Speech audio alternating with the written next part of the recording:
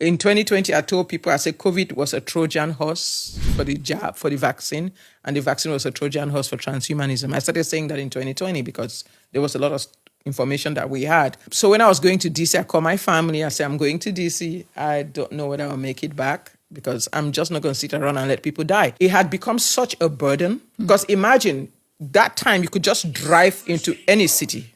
You would just be driving into any city and you could see like a billboard. Maybe your small town has 11,000 people and you're driving into the town and you see a billboard. 5,000 new infections, 1,000 died, 3,000 recovered. That was terrifying for anybody. COVID death toll that just kept climbing. It was everywhere. Everywhere you went, there was death toll. Everywhere you passed, there was death toll. People, it was crazy. People used to go to the store, buy food, bring it home, keep it in their garage for a long time so that COVID can get of it.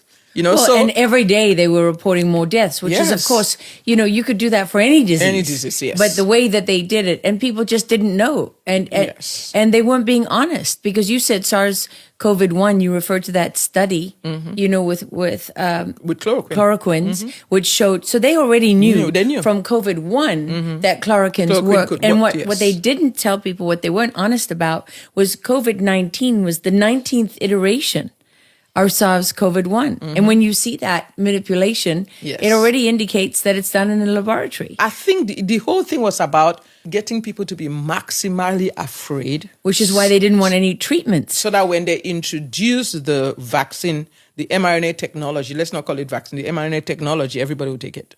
Yes. This COVID was done, and there's been a lot of studies that have come out and a lot of information that has come out to show that it was actually manufactured in the lab. We know that already, so sure. They did that.